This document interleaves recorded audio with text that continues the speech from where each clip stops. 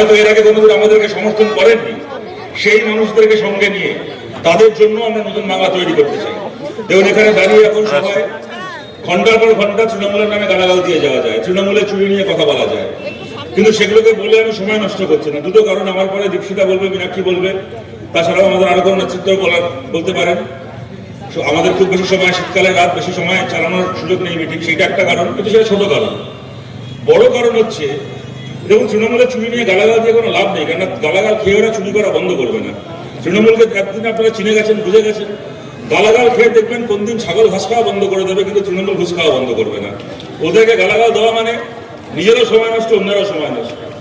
ওদেরকে গালাগাল দিয়ে সময় নষ্ট না করে আমরা বলতে চাই, কতগুলো লক্ষ্য নিয়ে আমরা বামপন্থীরা লড়াই করছি।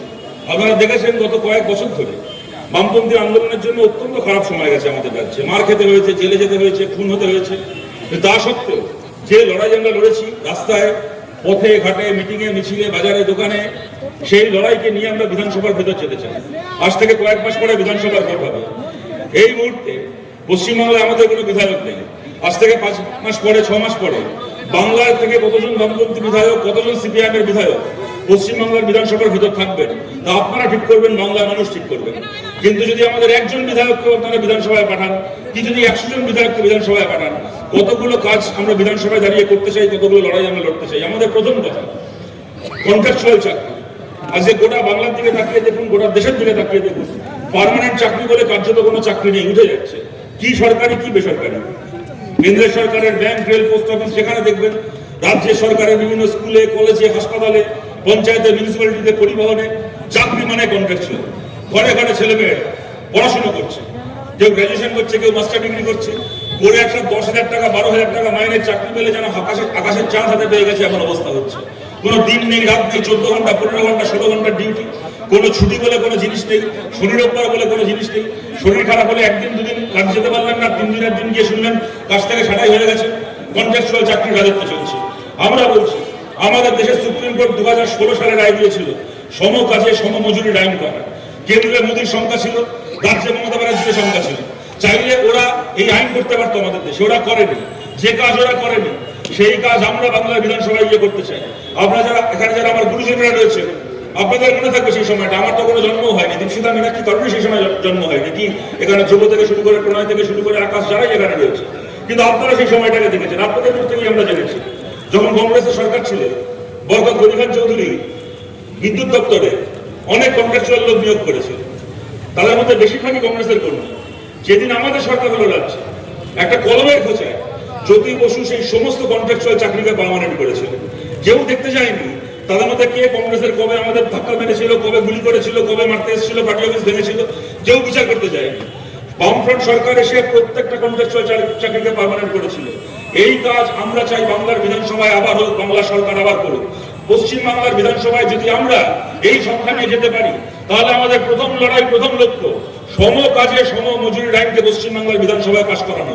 যারা দূর থেকে আমাদের কথা শুনছেন, যে বিভিন্ন ক্যামেরার মাধ্যমে যারা ফেসবুক লাইভ করছেন, ভিডিও করছেন, ইউটিউবার যারা এখানে আছেন, তাদের মাধ্যমে আমাদের কথা যার যার কাছে পৌঁছচ্ছে, আমাদের কন্ট্রাকচুয়াল চাকরি করেন আমাদের রাজ্যে, আমাদের যে ভাই বোনেরা আমাদের কথা শুনছেন, আজকে হয়তো কোন সকালবেলা বাড়ি থেকে বেরিয়েছিলেন, সারাদিন 12-14 ঘন্টা, 15 ঘন্টা কাজ করেছেন, করে রাত্রিবেলা বাড়ি ফিরবেন, আবার কালকে ভোরে বেরোতে হবে।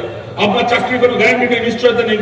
আপনাদের সবাইকে বলছি, যদি আমাদের এই লক্ষ্য পূরণ হয়, তাহলে আজ থেকে 6 মাস পরে, 7 মাস পরে একদিন এরকম ভাবে সারাদিন কাজ করে বাড়ি ফিরে যখন সন্ধ্যাবেলা, রাত্রিবেলা টিভি চালাবেন কি ফেসবুক স্ক্রোল করবেন, দেখবেন হঠাৎ করে আপনাকে সেদিন আর মন্দির মসজিদ নিয়ে ঝগড়া দেখতে হচ্ছে না, কে গরুর মাংস খাবে, কে শুয়োরের মাংস খাবে, তাই নিয়ে লড়াই দেখতে হচ্ছে না।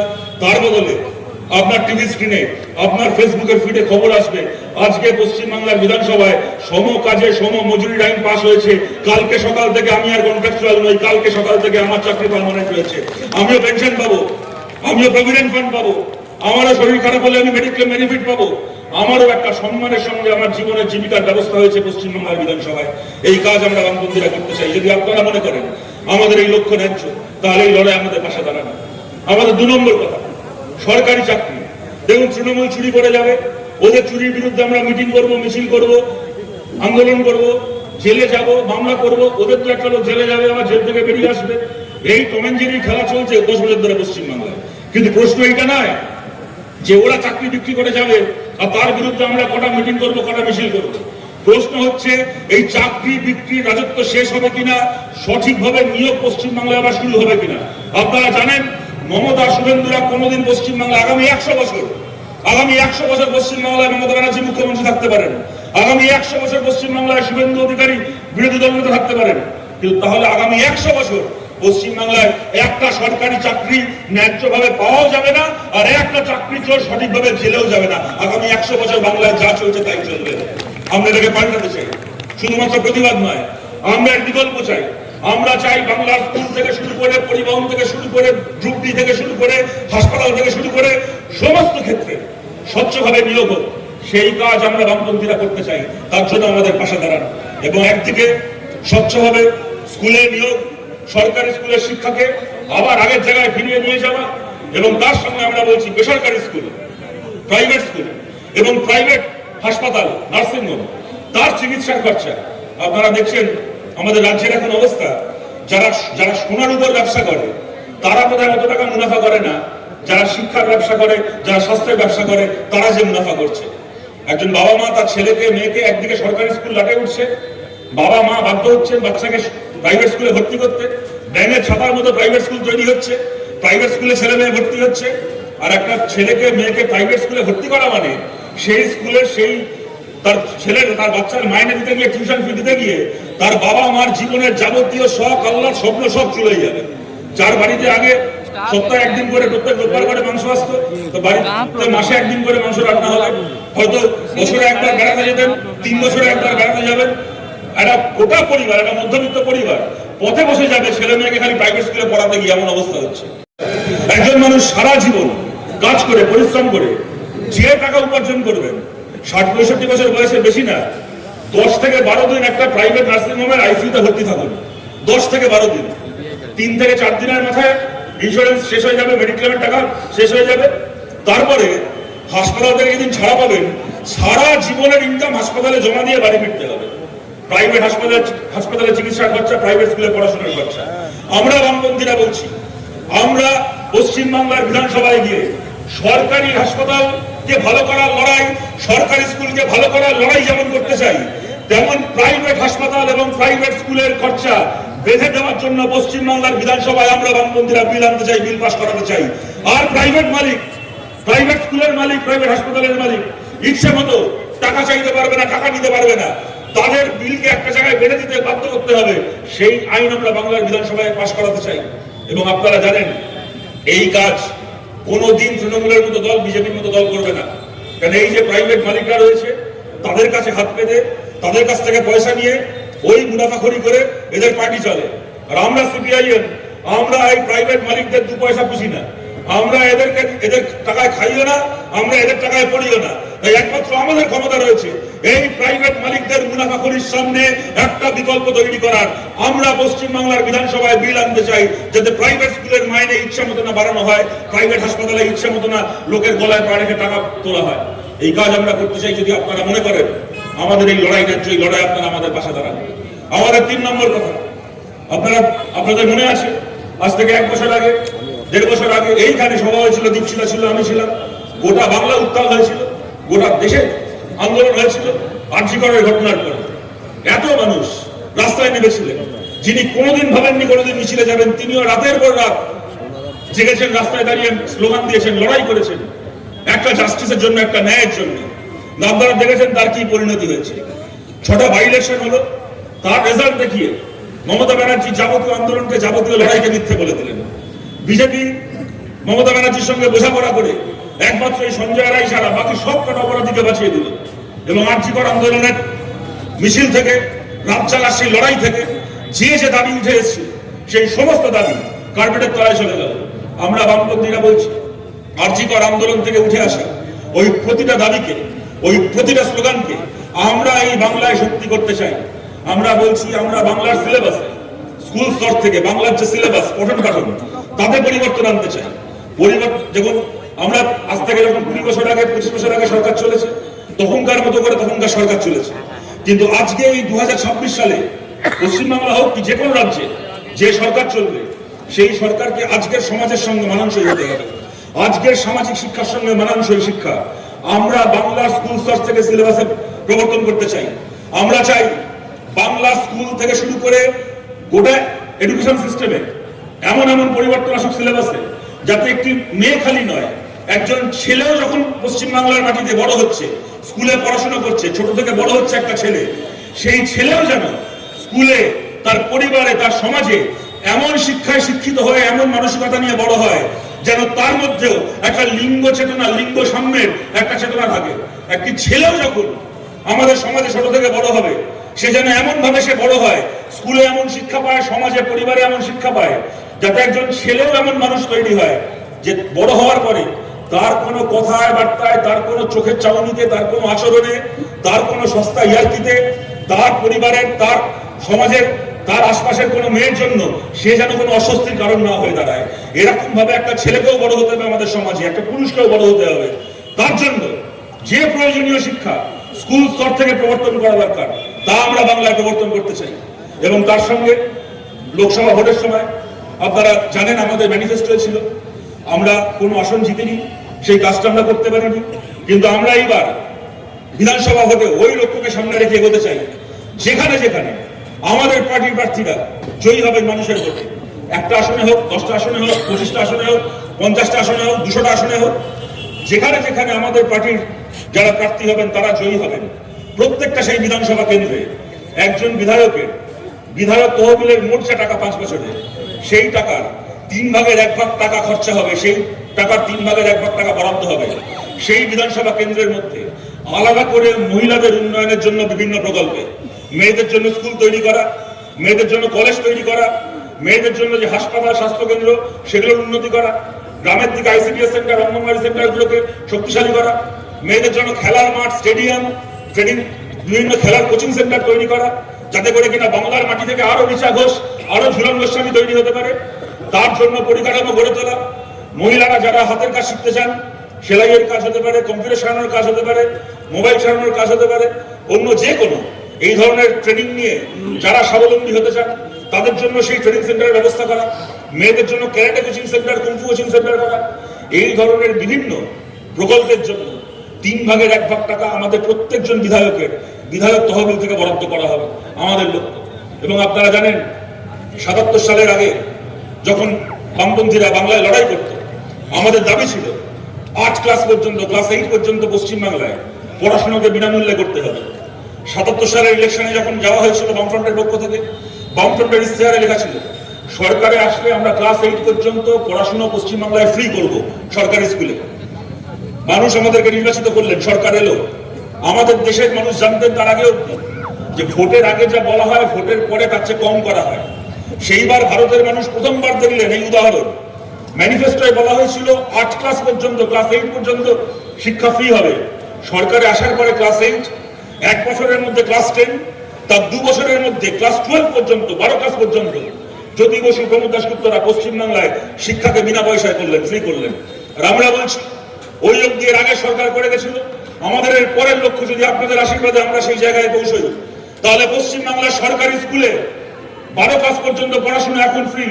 আগামী দিনে ওটাকে এগিয়ে নিয়ে গিয়ে পশ্চিমবাংলার বিশ্ববিদ্যালয়ে মাস্টার ডিগ্রি পর্যন্ত পড়াশোনা আমরা সম্পূর্ণ বিনামূল্যে করতে চাই। বাংলার ছেলেমেয়েরা মাস্টার ডিগ্রি পর্যন্ত পশ্চিমবাংলার স্কুলে, কলেজে বিনা পয়সায় পড়াশোনা করবে এবং তাদের বাংলার ছেলেমেয়েদের পা থাক মাটিতে, মাথা আকাশকে স্পর্শ করুক।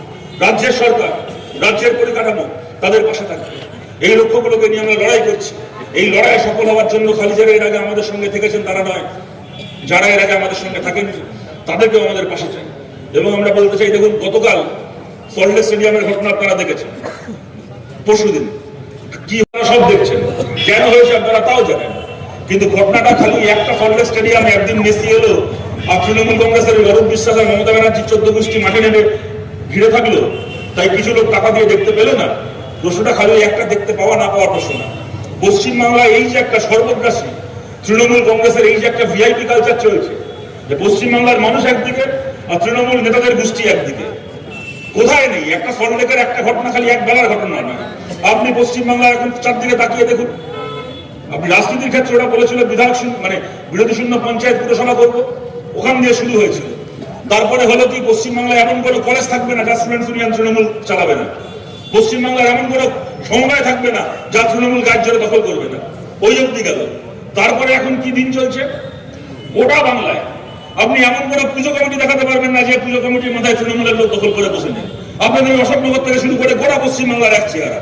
দুর্গা পুজো আসা দেখবেন পুজোর হোর্ডিং হয়, বড় বড় পুজোর হোর্ডিং বসেছে, যেখানে দুর্গা ঠাকুরের ছবি থাকার কথা দুর্গা ঠাকুরের ছবি কোন সাইডে একটা রেখেছে কি রাখেনি, পোস্টারের বাইরে চলে গেছে। আর যেখানে মা দুর্গার ছবি থাকার কথা সেখানে মমতা ব্যানার্জির একটা এত বড় ছবি, পাশে যেখানে গণেশের ছবি থাকার কথা সেখানে দেখবেন পাড়ায় তৃণমূলের কাউন্সিলর পয়সা খেয়ে খেয়ে তারা গণেশের মতো চেহারা হয়েছে, তার একখানা ছবি গণেশের জায়গায়। দুর্গা পুজো হচ্ছে না মমতা পুজো হচ্ছে, হোর্ডিং থেকে বুঝতে পারবেন।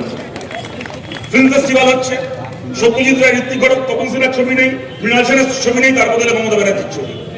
রবীন্দ্র জয়ন্তীর অনুষ্ঠান রবীন্দ্রনাথ ঠাকুর, তার পাশে মমতা ব্যানার্জি। নজরুল জয়ন্তীর অনুষ্ঠান নজরুল ইসলাম, পাশে মমতা ব্যানার্জি। এমনকি বর্ষাকালে ডেঙ্গু ম্যালেরিয়া হয় দেখবেন আপনাদের অশোকনগর পুরসভায়, দেখবেন গোটা বাংলার পুরসভায় বর্ষাকালে ডেঙ্গু ম্যালেরিয়া হচ্ছে, তো মশা মারতে হবে তার জন্য পুরসভা হোর্ডিং লাগিয়েছে, হোর্ডিং এ মশা উঠছে, মশার পাশেও মমতা ব্যানার্জি। কোথায় নেই, মানে হারামের টাকায় খেয়ে খেয়ে কোথায় আর নেই হচ্ছে, যেখানে দেখবেন তৃণমূলের দখল। পাড়ার পুজো হচ্ছে এই জেলায়, আপনাদের মনে আছে দমদমে 3 বছর আগে দুর্গা পুজোর প্যান্ডেল বানিয়েছে, দুর্গা ঠাকুরের জায়গায় মমতা ব্যানার্জির নীলপা সাদা শাড়ি পরা মূর্তি। এবারে মানসিকতা পরিষ্কার যে ভাই তুমি সিপিএম হোক, কংগ্রেস হোক, তৃণমূল হোক, তুমি যে পারো হও, তুমি যদি আমাদের প্যান্ডেলে আসো, পাড়ার বারোবারি পুজোয় আসো, তো আমাদের দিদির সামনে দাঁড়িয়ে তোমায় পুষ্পাঞ্জলি দিতে হবে। দিতে পারলে ভালো, নাহলে ফটো তোমার জন্য দুর্গা পুজো নয়। যেখানে পারবে সামাজিক দখল। যদি আপনারা মনে করেন যে বাড়িটাতে বাড়াবাড়ি হচ্ছে, তাহলে এই বাড়াবাড়ি আবার বন্ধ করা দরকার। ওই একটা সল্টলেক স্টেডিয়ামে ওরা কালকে পরশুদিন ওরা জালিয়াতি করেছে, অরূপ বিশ্বাস যেখানে সল্টলেক স্টেডিয়ামে একটা জলের বোতল নিয়ে সাধারণ লোক ঢুকতে পারেনি, পুলিশ থেকে নিয়ম করে দেওয়া হয়েছে কেউ জলের বোতল নিয়ে ঢুকতে পারবে না। আর ওই অরূপ বিশ্বাসের এক চামচা আছে কলকাতা শহরে, অরূপ বিশ্বাসের অফিসে বসে অরূপ বিশ্বাসের হয়ে এমএলএ সার্টিফিকেট বিলি করে। ওই অরূপ বিশ্বাসের চামচার কোম্পানি টেন্ডার পেয়েছে নাকি, বেআইনি বোতল নিয়ে যাওয়ার টেন্ডার পেয়ে 1 লক্ষ লোকের স্টেডিয়ামে 20 টাকার বোতল 200 টাকায় বিক্রি করেছে, মানে 180 টাকা মুনাফা, 180 টাকার ব্ল্যাক মানি। আপনারা 180 ইন্টু 1 লক্ষ চিন্তা করুন কত টাকা হয়। ভোটের আগে খালি বোতলের কালোবাজারি করে অরূপ বিশ্বাসী টাকা তুলেছে, একদিন যুব ভারতী থেকে টাকা তুলেছে। একবারে সুজিত বোস ওই আর এক চোর, ওর মেয়ে সে আরো বাবার থেকে বড় চোর, কদিন আগে ইডি জেরা করেছে চুরির কেসে।